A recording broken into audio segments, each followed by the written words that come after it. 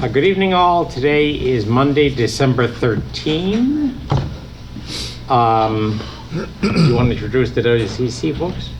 Sure. Okay.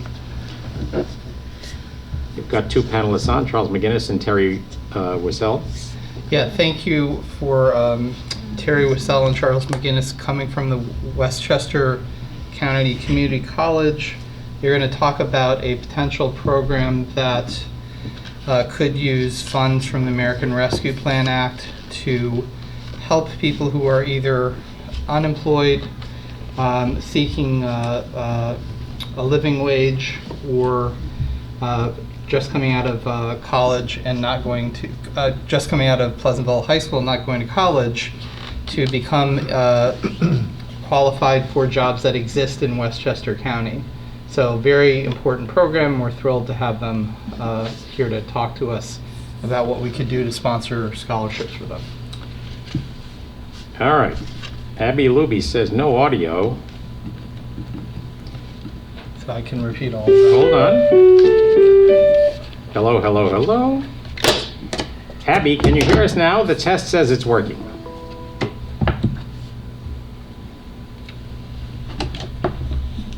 Yeah, I can hear everyone now, and I do have some visual as well.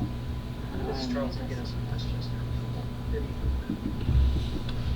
All right, you should mute because Owl is doing the talking, right?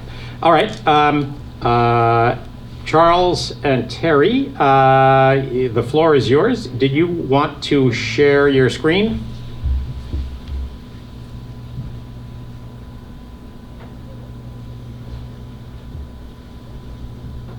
Good evening. My name is Charles McGinnis. I'm the Assistant Dean for Workforce Development here at Westchester Community College.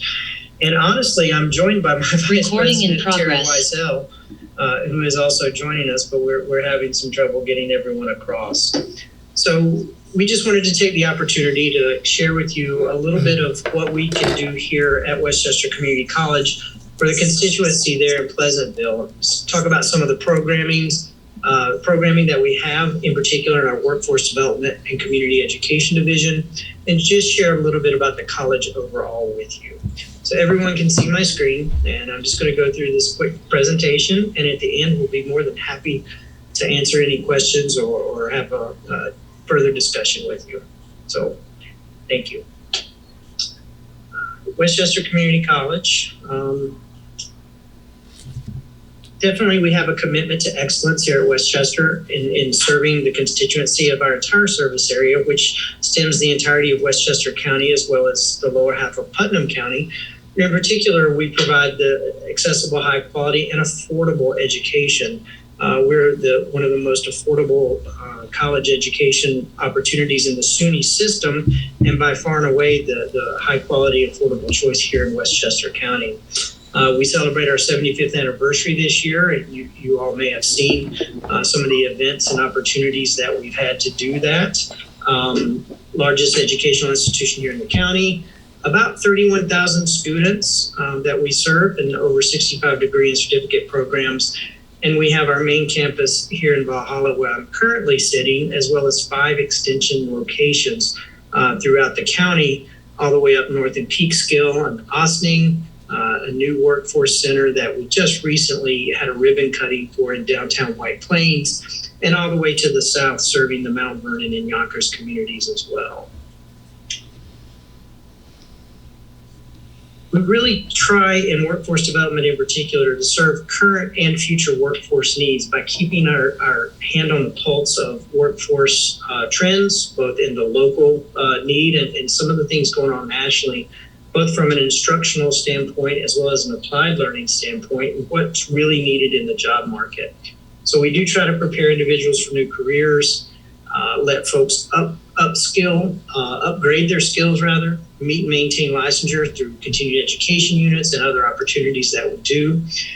We do deliver English language instruction for college and career entry as well. And one of the things we're most proud of here at Westchester is we were the first designated Hispanic serving institution in the SUNY system. And we have by far and away the largest English language institute, ESL, English as a second language, department here located within the workforce development area at Westchester. We align short-term training to meet high-demand career opportunities. And there are a number of ways that we do that, and I'll talk about a few of those here in just a moment. One of the main focus areas that we currently have right now is advanced manufacturing. We're getting ready to embark on a pre-apprenticeship journey in conjunction with the Westchester County Office of Economic Development, and in particular working with Bridget Gibbons. Terry, our vice president, who's on the call with us, sits on the work board for advanced manufacturing, which represents local business and industry in the field and in the sector, as well as trade organization partners such as the Council of Industry, and of course here at Westchester in order to be able to serve the needs. One of the things I want to point out is this is how we make sure we're aligning with what the area needs are. And by tapping into those local resources, whether it's a trade organization such as Council on Industry that I mentioned, or the Office of Economic Development, and aligning ourselves with the 4 designated areas that they are targeting for growth and job development here in the county, we think we do a better job of being able to serve the actual needs as they sit today, because the idea is to meet student needs where they are. That's part of the thing I wanted to point out with the multiple locations, as well as the multiple modalities that we're able to serve in. The thing of note in the pictures here, if any of you are familiar with I guess old school, if you will, manufacturing, this is not your father's or grandfather's machine shop. No longer is it the dirty, greasy, grimy job of yesterday that manufacturing used to be considered, but you see it's programmable numeric control, PNC, as well as programmable logistic control machines, PLCs, and we do have some new opportunities coming down the pike for those as well. But this is an area we're very proud of and very much concentrating in, and offer a number of different certifications within the advanced manufacturing arena. Computer skills and IT just frankly never goes away. I'm not going to read through the list of certifications there, but regardless of the industry sector you are in, whether it's advanced manufacturing, whether it's IT itself as an IT professional, or even in healthcare, which is another sector that's very much in high demand, you have an IT need because everybody has an IT department and a need within that. So we serve a wide range from programming to entry level to just end user opportunities, including industry recognized certifications and credentials here at Westchester. I mentioned healthcare, and certainly we have a wide range of opportunities and programs available in healthcare, from some entry level phlebotomy, CNA, all the way through some CMA, certified medical assistant. We do EKG tech. And these can go right into our nursing program that we are very proud of here as well. If you're familiar with our Ossining site that I mentioned earlier, that is pretty much the premier site of our campuses outside of the main campus, where a number of our healthcare programs are offered. We've got a really dedicated staff, some really great instructors, and trying to keep a pulse and keep up with a very high demand field. And that's no easy feat, mind you. So healthcare is another area that we concentrate on. Some other career readiness programs that we offer: business process management, we have culinary offerings, ESL, as I mentioned before, again, a very extensive program in ESL, including certification to become a teacher for English speakers of other languages, our TESOL program. You can earn a certificate. We have digital badging available, which is alternative credentialing, another thing that we're working on to try and meet the demand within the workforce in the local employment sector. We also have other essential job skills listed there that we offer. Most of our programs are 2 weeks to 3 months long, rolling start dates through the year. So typically when you think of college, you think of a traditional academic calendar. Oh, you've got fall classes beginning in late August, early September. Your spring starts really our winter, but January, and then you've got a short summer term. Well, the unique thing about workforce development, in particular, the area that Terry and I represent, we have pretty much an open opportunity to start classes whenever there's a need. So we're very flexible, very agile, very much able to meet a demand, on demand, if you will, and be there when the students really need us. Tuition and fees range and vary, and I'll go over some of that shortly. Programs are offered at the multiple locations, days and evenings. Cohorts of appropriate size can be done to accommodate a job site or a community location. So that may be of particular interest to the folks there at Pleasantville. One of the important things to do in working with the constituents there in Pleasantville is to get the help with the folks who are there, which would be you guys on the board and the local people who live, work, and play in Pleasantville, to get the word out, to talk about the opportunities that are there and what can be done for that workforce, and helping them either join the workforce, get back in there if they're unemployed or underemployed, or even if they're in a job, to help pivot them or upskill, as we talked about earlier, and move into a position that may provide a more sustainable living wage, hopefully getting them moved into a career as opposed to having to hustle and manage multiple jobs, which a lot of people have to do. Just really things of that nature. But it's really incumbent that it happens at a local level. And we're certainly ready to meet you guys where the need is there in Pleasantville. Some of the costs and time commitments of the programming that I've talked about, I just want to go over that a little bit. Our advanced manufacturing 63-hour course leading to an industry credential. We actually have the National Institute of Metalworking Skills certification. That's 3 of those courses. So it's 3 times 63 for 189 hours. But the good thing about that is you come out of that set of courses with 4 industry certifications that pretty much make someone ready to go to work as soon as they step in the door in an advanced manufacturing setting. It's approximately $1,200 per course, which covers tuition, books, and fees. Does include the examination fee for each of the certifications that the participant could earn. So 189 hours for the 3-course series. It's actually a little under $3,000 in totality if we run them all together. Many of our healthcare programs are about 3 months in duration, $1,750 on average, again, covering books, tuition, and exam fees, certain CNAs, EKG techs, things of that nature where you have the examination tests at the end. That's all inclusive.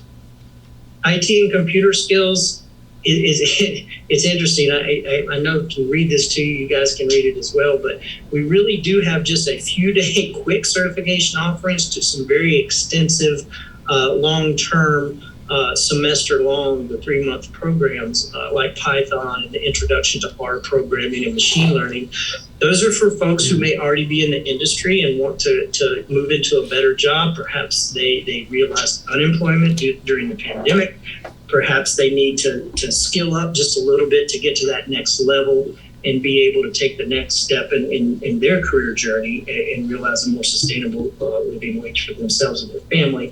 And those programs can range anywhere from $400 to $2,500. Again, most of our courses and certifications are what you would term almost turnkey, in that it does cover tuition, books, fees, including the examinations.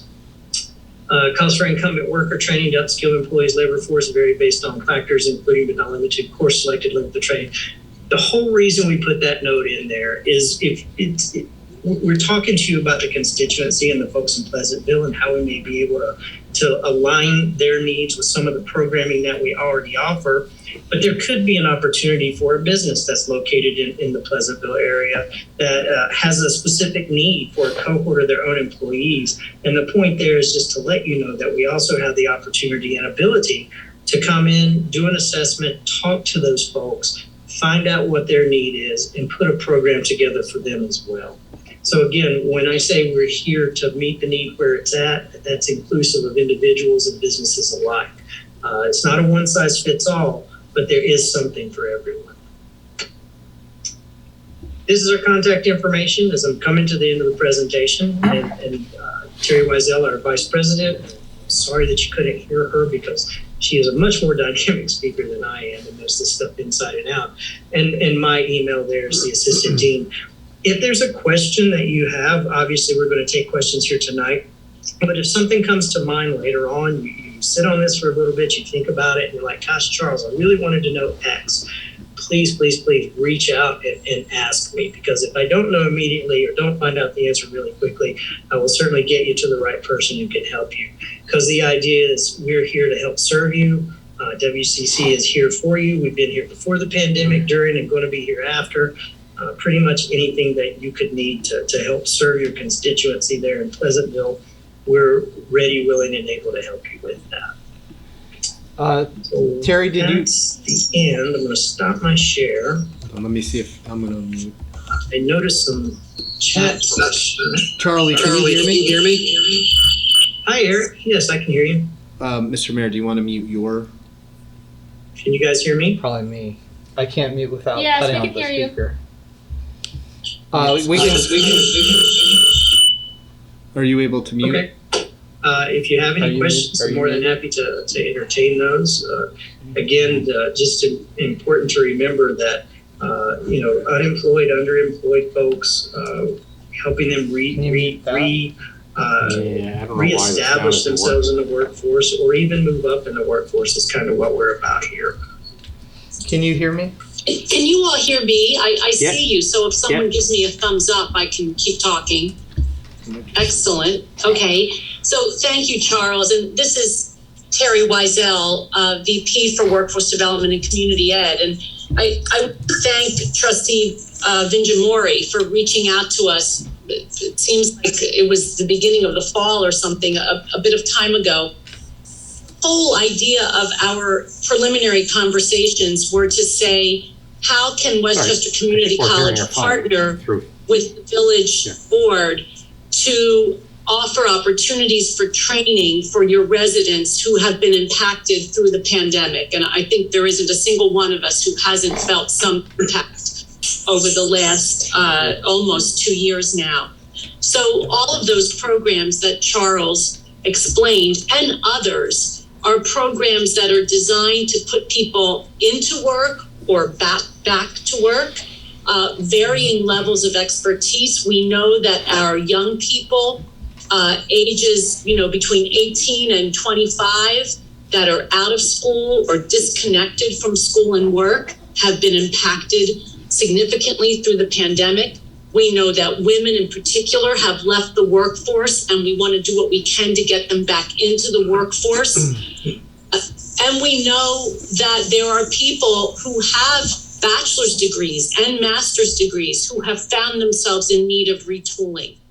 So the programs that Charles referenced are some examples that are, as he said, prepared or developed to get people to work, that are in industry areas that our Office of Economic Development at Westchester County have identified as priority industries for Westchester, and for which we have strong employer relationships and have the support of the Office of Economic Development to work with employers to not just prepare people for work, but then to give them opportunities to connect with employers.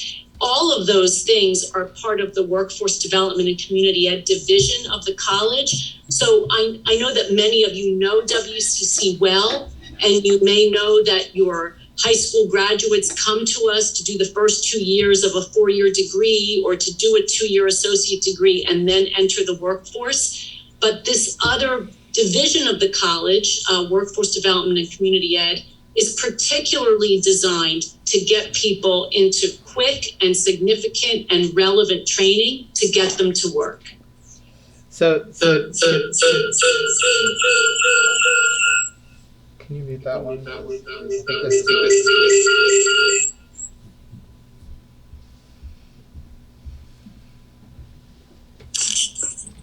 I would just take that away. I think we're doing fine through his. Okay, can you hear me?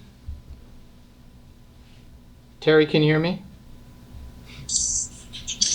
Oh, wait, I'm also looking at the chat, and Paul, thank you for recognizing the work that we do, not just in English as a second language, but generally in the integration of our immigrant communities. We have very close ties with Neighbors Link, one of the CBOs that serve immigrants in the county and frankly in the region of the nation. I've worked with them at the national level. We do citizen preparation for free that prepares individuals to take that naturalization exam. And Charles pointed out English as a second language. Our focus now is to contextualize English as a second language for the workforce. So for example, we have a course in English as a second language that's contextualized entirely around the healthcare industry. We know that we have so many immigrants in this community who have experience or education from their home countries in healthcare. Maybe they've been nurses, physicians, dentists, and we want to make sure that if they can't get into their former career track, they can significantly contribute to our county by having other career opportunities in healthcare. Can you hear me, Terry? Terry, can Yeah, David. Okay, good. Yeah. Thank you. So we started this initiative because Eric and I were sort of trying to figure out how many unemployed people there were in Pleasantville. It's a little tricky because we only have county level data, but if our village follows the county, there's probably several hundred. And we know based on what's happened nationally and what's happened locally that some of these people are likely coming from hospitality industry and retail, and they're likely to be structurally unemployed, meaning they're probably not getting those jobs back. And, you know, my idea was we know there was a very good study done recently in Westchester identifying these job areas that exist. You know, you hear about the great reshuffling or the great quit or whatever, and a lot of this is about the jobs that exist being different from the jobs that people were filling before, and people not having the right skills, you know, for the jobs that are there. And so one of the things we thought, one of the appropriate uses for the American Rescue Plan Act funds is to help people become employed. And so if we can take some of the people who are currently unemployed and move them into jobs by helping pay for the education, that could be a very productive use of these funds. So that's the basic idea, you know, behind this. Did I summarize that accurately, Terry?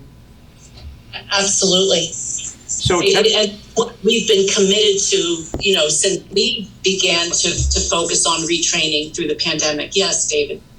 So Terry, this is Peter Shearer, the mayor. Have you had a spike in interest in these programs over the last year, given all that's going on? We've had a spike in interest. We've also suffered some enrollment decreases, you know, almost simultaneously with individuals for whom would normally be accessible as they try to navigate childcare, transportation, children out of school, etc. So we're seeing that sort of reemergence of our own students now. We've been continuing to offer these programs and others both remotely and in person as, you know, health and safety allow. And our plan is to be offering them much more fully in that hybrid model, you know, in remote where we can. And many of these programs require skills training, hands-on applied learning, for which we have to get people back into a classroom and a lab. And we're doing that safely and with social distancing protocols and all of that. And if we were to try to help in some way, how does that dovetail with tuition assistance that's available through county sources or SUNY/state sources? Is there any availability there? Yeah, thank you for asking that, Mayor. So these programs that are short-term, leading to short-term industry credentials, are not eligible for federal or state financial aid, Pell or TAP, because they are non-credit. Non-credit doesn't mean they're any less important or any less relevant, but they're not part of an associate degree, as we know that traditional route of a 2 or 4 year college. They are eligible for funding through the Workforce Investment and Opportunity Act, through our County Workforce Development Board. And what we have done, and they are eligible to individuals who would qualify through the Workforce Development and Opportunity Act as being unemployed or underemployed. And so we would merge any funding that the village were able to allocate to add to what we would ask individuals to apply for that WIOA funding, that Workforce Development Board funding.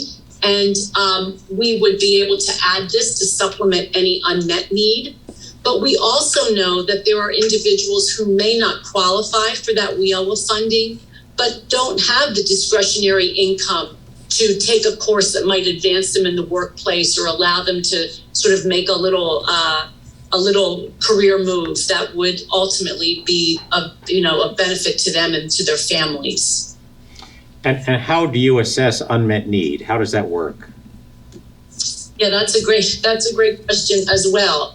On the non-credit side, we have we have an application process. We do have some scholarship funding that we've gotten recently from private philanthropy.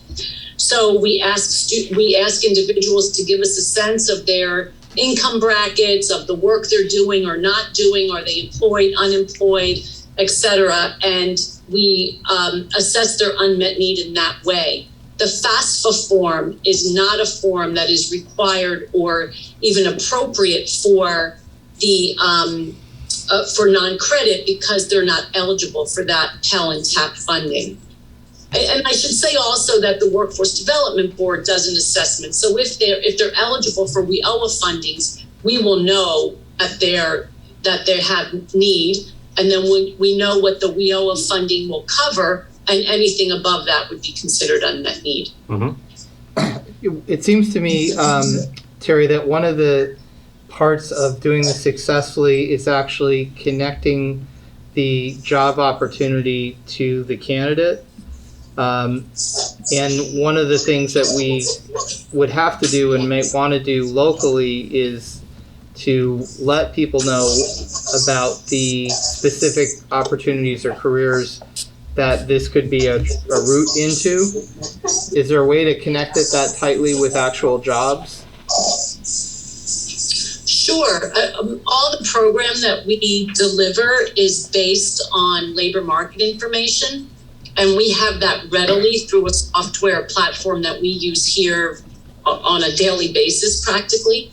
So I think if that's your question, David, we would be able to do that. We know how many jobs, for example, require certain IT credentials, how many job openings there are in the county or in the New York City metro area. We could go in or out as far as would be reasonable geographically. And then we have, we connect through our work with the Office of Economic Development. We connect with employers. I'll give you one very quick example. We have a program in healthcare credentials, and our lead partner is Montefiore. And in this case, the Montefiore team in talent development and HR are meeting regularly with our students. They're providing externships for those students as they finish the program. And some of those students have been appropriate for openings at Montefiore or other healthcare systems. Open Door was another partner in that particular project. So the work that we do is really connected to the need of the employers in our area. Right, because I think... Sorry, go ahead. No, if I may add, one of the things we do is we work closely even with the credit side schools and the advisory boards for all the programming that go into the college credit certificates and degrees. But in addition to that, we even have connections through the industry groups I mentioned and what Terry's talking about through the County Office of Economic Development and those work boards that we serve on, access to those employers. And we're asking them, what are your needs? What are you seeing? Where are the gaps? What are your pain points with regards to employees? And there's some commonality that comes across with that, but then there are very specific things depending on the sector and the area that they're working in.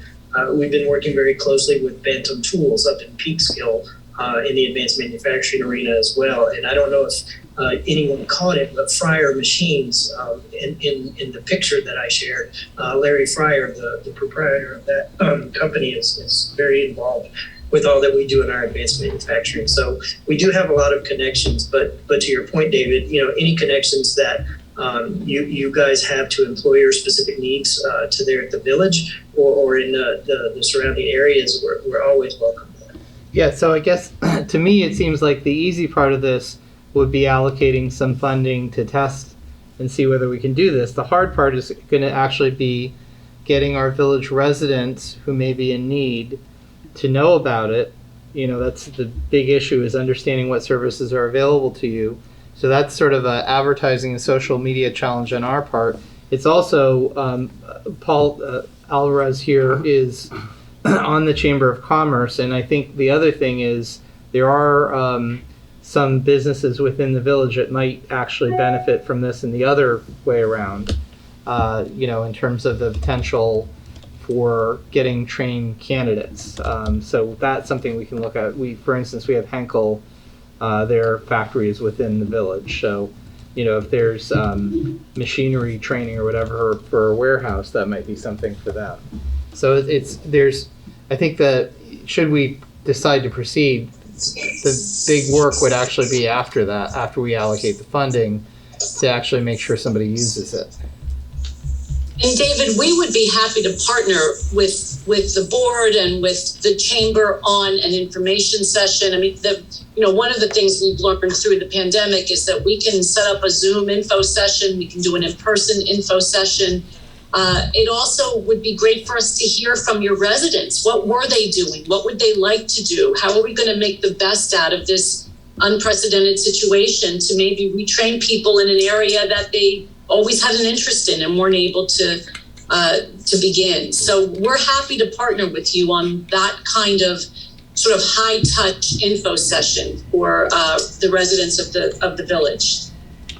And then back to the unmet need, that could be anything from the entire tuition to just part of it, right? Absolutely. And what's typical? Is there such a thing? Yeah, so if we're dealing with unemployed people, what determines the part that could fall into unmet need? I'm just trying to get a sense for how far money would go, Yeah.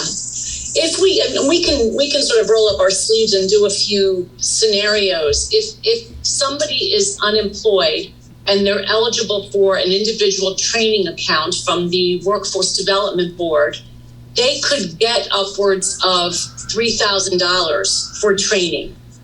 They may have unmet need in other areas that are indirectly connected to their training. So that could be childcare, transportation, uniforms, credential exams, etc. Sometimes, depending on the cost of the training, sometimes it's all covered. But then the unmet need, of course, would be the difference. And as I said earlier, there may be some individuals who don't qualify for that workforce investment funding, but who could make a case for needing the training to get from job A to better job B. Makes sense. Is that workforce training budget pretty healthy at the moment, or no? You mean through the Workforce Development Board? Yeah. I don't know the total amount of the budget, Mayor. We have a great relationship with Tom Kleiner and the team at the Workforce Development Board. And so, and we have someone here actually on Charles's team who sort of works as the liaison with the Development Board. So if there's a need, they have counselors that will help assess the individual's need, et cetera. So we would work one-on-one with residents of Pleasantville.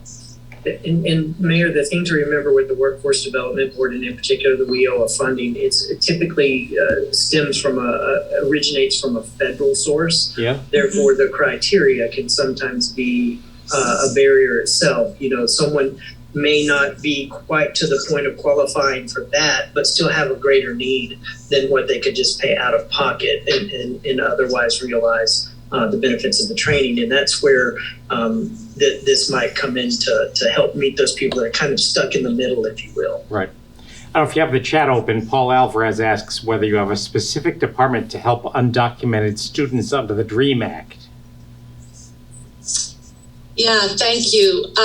Paul, we don't have a specific department. We have individuals on campus, especially through our Welcome Center, who have experience with undocumented students and those dreamers. And I would be happy to speak with you personally about that. I too am an immigrant to this country and understand firsthand the value of education, and was instrumental in the opening of our Gateway Center, where all of those immigrant student and community services reside. So is there one particular department? No, but we have services for not only international students, but immigrant students as well. All right. Other questions? That's a great intro to this. You guys have done a not unexpectedly very good job explaining what you all do, and now we've got some work to do on our side. I think we're likely to come back wanting to prod a little further about how much money would be needed to move the needle at all. So any further thoughts from anybody? No, thank you very much. That was very informative, very interesting. Thank you. Thanks for putting this together for us. Thank you. Great. I'm sorry, I also put my phone number in the chat, should anyone have a question and want to reach out, and I'll put my email in there as well. And again, if it's not me in particular that can help, I certainly will connect with whomever reaches out with the right people. Okay, great. Well, very much appreciated. Thank you both. Thank you. Thank you all. David, thank you again. My pleasure. Thank you. Holiday season. Yeah, we look forward to working with you. In any event, we're here for the folks in Pleasantville, and we want to be of service to you in any way that's appropriate. Great. Thank you. Thank you. All right. Have a great night. Likewise. Bye. Bye, everyone. I'm going to try to claim the host here because I think that might be why the owl is not doing its thing. Oh yeah, it could be. Let's see.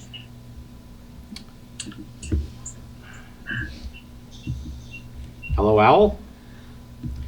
Are you there? Oh, hold on. I've turned down all my volume.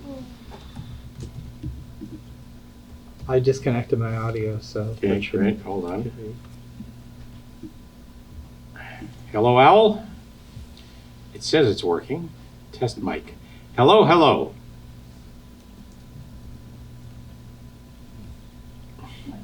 Hello, hello. Man, on my computer. Is Abby on the call? Maybe she could say something to check it. Hello, hello. Meeting Owl Pro.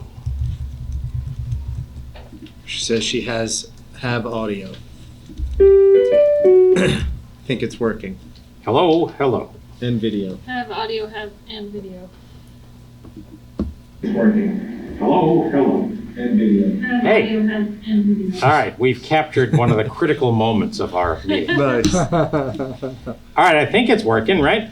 So that's a little note to self. I can't be the co-host in order for the owl to work. Right. Okay. All right, great. Hazard mitigation.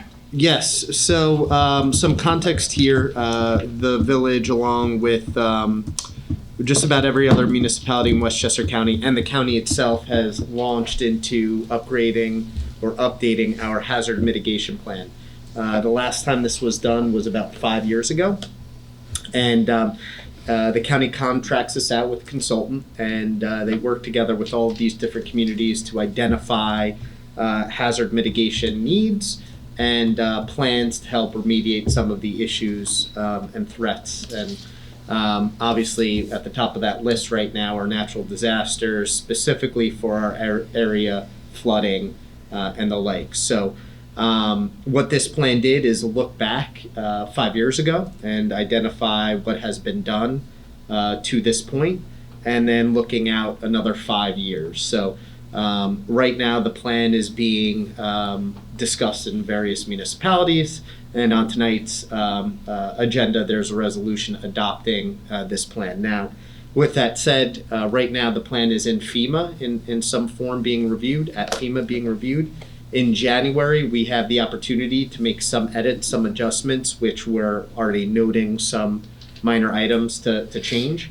But really the highlights right now, looking for the next 5 years, a lot of this is talking about flooding, specifically Nanahagan Pond, which we've engaged an engineer to evaluate for us, and there'll be more information to come in the next month or so as we as they'll recommend some corrective action there. We know further down Lake Street, Seneca, we have some flooding issues there as well. We're looking into the potential for creating a retention basin on vacant property the village owns behind DEP's Allen plant. So Jeff Econom is evaluating that, working with another engineer. We talk about some emergency measures in terms of educating homeowners about the fact that they live in flood zones and what resources are available through FEMA and other avenues. So those are really our three main points within this. We talk about our emergency communication efforts through Facebook, e-blast systems, Code Red, and this is a kind of a small. And then the other area too, we've consistently been seeing flooding on Manville Road, along the Sawmill River Parkway, specifically along the Sawmill River. That is county and state-owned land, so one thing that we've done is communicated with the DOT about getting them on site and doing more maintenance work along that corridor there. So all of that is discussed in this plan, and hopefully in 5 years when we revisit this, we can check a lot of those projects and initiatives off, but that is currently where things stand. Okay. Manville on the west side of the parkway or on the east side? I can't picture the. Right here. Basically, right across from the Ford, the back of the Ford dealership. Okay, yeah. Yeah. And that's where, the river's right there. What ends up happening is during large rain events, everything is flowing, all the stormwater is flowing into the Sawmill River. Yeah. That swells over top. So even the storm basins are starting to back up at some point. And, it's state property. There's not much we can do except advocate our stance, and it's something that we've been doing. So actually in January, we have one of the DOT's engineers coming down to do a site visit so we can kind of discuss what our options are. I noticed that there are a lot of plans that are, optional plans. A lot of which have to do with climate change. I'm wondering if this is something that the climate smart community could help with in the future. In terms of coming up with maybe a slightly further reaching Sure. plan for. I mean, I think that county thing is trying to wrap its arms around the bigger picture. Certainly locally, we've got a number of problems that appear virulently when we have something like Ida, Right. and our options are limited to fix them. Yeah. So- Yeah. Well, I mean, sometimes it's not just a question. It's not only a question of what you can fix, but it's also a question of how you manage certain extreme events. Sort of disaster mitigation plans and things like that. Angeli Southoff, who's on our Climate Smart Committee, is also on the Westchester Climate Committee, and Also on our planning commission. yes, Yes. and she works a lot in kind of the resilience piece Mhm. of climate. So she would be an interesting person, I think, to engage on this issue. That's great. And you just reminded me, also, this plan talks about what we do with our own properties to help make them more resilient. So we've added emergency standby generators. Obviously, we have one here at Village Hall, so we've got the police department, one at DPW, and then we've used CDBG funding to have an emergency standby generator installed at the senior center. So it also talks about sheltering options. That now becomes a place for warming shelter or a shelter in general when we need it. Yeah. So that's also discussed in this plan. I'll also mention that the CAC is working on a tree ordinance, which is something that's been kind of on a back burner, I think, for a long time, but it's and that's something that we might want to consider as well, because that's something that can affect flooding and also helps to mitigate some of the warming that is happening. All right. So that. All right, you want to talk about the 7 Memorial? Yep. So right now, 70 Memorial has 3 license agreements with the village. One is for this front side on Memorial Plaza, where they have the barriers that are taking away our metered parking spaces. That's needed as they're constructing the building, specifically the facade. On Cooley Street, they have a staging area. And then in the lane lot, they have a separate staging area. We do charge them on a monthly basis for the number of spaces that they're utilizing. They have a current license agreement that's expiring, and they are requesting, which they can, to extend those. Right now, they're requesting until June 30th, 2022, for those 3 separate license agreements. Now, with that said, the license agreement does permit us to, I think it's with 14 business day notice, to back out of the agreement, but they are requesting that extension. So what's their current status on construction and their timing and everything? Yeah. It's a great question. I requested that they actually be on this meeting, but from talking to Robert Hughes in the building department, they probably have over a year on work. Are they on schedule, do you know? I don't know. You don't know? Yeah. It'd be nice to have maybe an update from Robert at some point. Sure, or even have the building owner on to Yeah. talk about the project. Absolutely. My understanding is that they're basically on schedule. Yeah. I mean, certainly Right. things are happening. Yeah. Yeah. So- Yeah. And Robert has indicated quite a number of times that the folks who are running the actual site work are doing a very good job, and it's a very well-run site. One of the things that Vito Errico had requested earlier was to extend the capacity to have this extra space because they were trying to buy materials when they could get them in an effort to avoid the supply chain problems. So if they could get them on site, whereas in a normal time you'd be ordering just enough, just in time, they were trying to get stuff when they could and keep it on site. So, That's right. I mean, we've been, all of us, certainly the developer, but the village as well, has been fortunate that under pre-pandemic circumstances, we couldn't have done this because we couldn't have given up the parking. I will say, under the current circumstances, and who knows what the future holds, it's not been much of a problem. Is that everyone else's observation? Yep. As far as I can tell. So, and I also think the other benefit of that is it means they can keep more of their work on the site and out of the way of deliveries and the like affecting traffic. So. Okay, sounds good.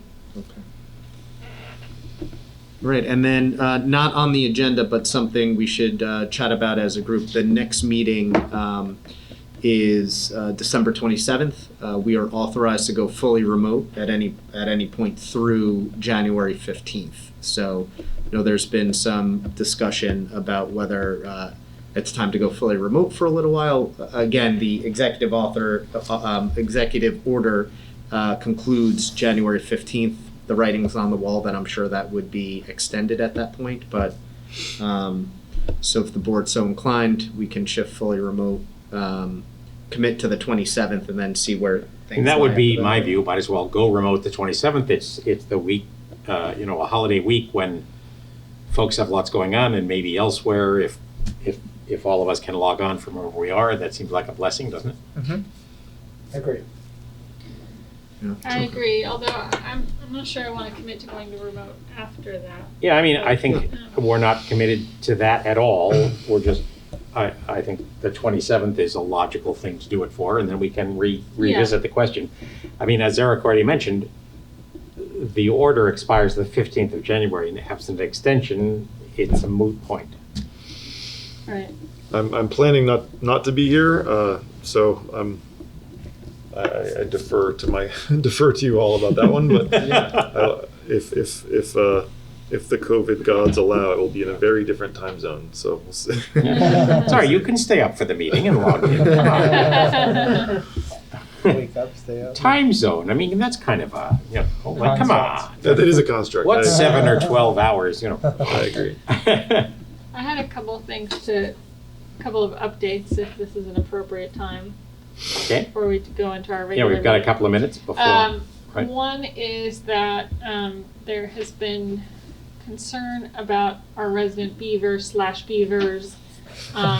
Manhagan Pond. I don't know if any of you have been up there and visited the Beaver Lodge, but if you're interested, it's just upstream a little bit of the pond itself, in the stream that feeds into the pond. So there had been discussion of trapping the beaver, which is a euphemism for killing the beaver, because in New York State you're not allowed to relocate a beaver. I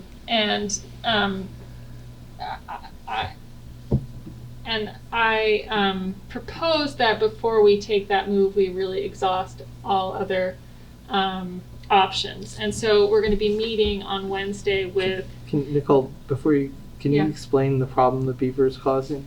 Yeah, you're right. It's I eating- skipped yeah, that step, it's- didn't I? Beaver doing? It's So, felling trees. well, it's felling trees, which isn't necessarily that big of a problem because of where the trees are located that it's felling, although I think that's one of the concerns that Mario in particular has. There's a drainage system there where it's been putting mud and twigs on that area to kind of try and extend its dam. The actual location of the lodge is not creating any flooding, which is one of the things that sometimes people are concerned with. And to me, as an sort of not a specialist in this area, to me it looks like the lodge is actually pretty well located, as far as potential problems are concerned. But Mario is obviously dealing with this. The beaver lives, not where people live who are affected by the beaver. No, that's the lodge. technical term for the lodge, yeah. If you guys Okay. don't know about beaver lodges, Google it, because they're pretty fascinating. Like, they create these They are. houses that Yeah. have multiple rooms and entrances and exits. They're really quite sophisticated. And I will admit to having some emotional investment in this particular issue. There's Westchester County has a wildlife curator, whose name is Dan Atkinson, and he knows a lot about beavers and beaver management in these kind of municipal situations. He's dealt with it all over the county, and in some situations, it's possible to kind of artificially tweak the situation to avoid To give the beaver to toys or something allow like that? to be able to coexist with the beavers. And according to him, it's very site specific. It depends on a number of conditions. So Wednesday at 10 a.m., you guys are welcome to join if you want to. We're going to be meeting with him and have him take a look at the site and see if there's something we can do. And where is this again? Sorry. So, where the bridge is at the top of Nanahagan Pond? So I don't know how often you walk around Nanahagan Pond, but at the far end from the parking lot, Yeah. there's a bridge. So if you just keep going a little bit, you'll see, I can show you a picture if you Yeah. want. Yeah. You'll see on the opposite side of the stream is where the Okay. lodge is located. And we all of this consideration, and all rightly presented, also dovetails with the fact that we have some pond maintenance because it has silted in and likely requires some dredging in order to restore the health of the pond. How that all connects is an open question, and what the cost or logistical impact would be of actually doing that work is a whole nother question. Right. The pond was very, very significantly dredged about 20 years ago with a very big project that involved essentially cutting a road through the woods in the whole 9 yards. So not at the moment thinking we need to do that, but these are all interrelated problems. And then add to that, we even look at the problem of that we saw in Ida when the pond overtopped the dam and essentially flooded the pool and the pool house and knocked those out of commission for the last week of the pool and filled it both up with mud. So a lot mixed up together. Yeah, I mean, I could go into further detail. Like, in some ways, beavers are actually good at managing this kind of situations. The other issue is that if we do kill the beaver, that doesn't mean that will be the last beaver or beavers to live there. So if we can find a situation find a way of managing the situation that also saves the further expense of dealing with things like that. With respect to Nanahagan Pond, I'll also mention quickly, I've been in conversation with Mike Newman about an effort to work on transitioning away from gas to electric powered landscaping equipment, and he's interested in making Nanahagan Park into a green zone, which basically means like a park that serves as a kind of demonstration for how to use more sustainable landscaping practices. And that's something I can go. And then I don't want to take up too much time, but I also wanted to let you know that I submitted documents to NYSERDA so that we could do these two community outreach programs, one about community solar and the other about GridWorks, which you heard about a little while ago, and those were both approved. So we're going to go ahead with that, and those will also make us eligible for $5,000 grants each. So that's All right, great, thank you for that. One little response to this. Is that him? Yes. yeah, probably. Okay. So I guess I'm curious what the trees are threatening when they're being felled, or if they're just being felled within that Yeah, they're that not, wooded area back there. I mean, we'll see what Mario has to say. Like, I don't think they're really threatening, and they're not near foot traffic at all, which I know has been an issue in some other locations. The CAC has gone in and put protections around the trees that they're more concerned about. They actually planted a bunch of trees last year, so those are all. There are things you can do to protect certain trees. So, I mean, we'll see. That's cinnamon oil. We're engaging. So, I mean, one sort of odd moment here is that Nanahagan Pond is a human-made construct. It didn't exist as a pond. It was made into a pond. Although there's a natural water course through there. So we got a lot going on because nature's trying to put it back the way it was. Yeah, I mean, and beavers are a success story, right? They were what brought Europeans to this part of the world in the first place, and they were pretty much eradicated from New York State, and now they're making a comeback. Well, there's this park up in Beacon called the Wee Woods, which is a naturally constructed play area for kids. That's all designed out of felled trees, and it's quite magnificent. Actually, I took photos to show you guys sometime, and there's a company that helps communities produce these. In the spirit of sustainability, a kind of natural play area up there created from the felled trees from. That are naturally being felled. It's a bit of a swamp up there, I will say. Well, one thing Can I say we can continue this, but we got a whole bunch of people now on for our youth recognition night. okay. Oh, good So I think we should get rolling on maybe that. they're here for this conversation. Maybe they are, which they didn't know was going on, but it's just an extra benefit.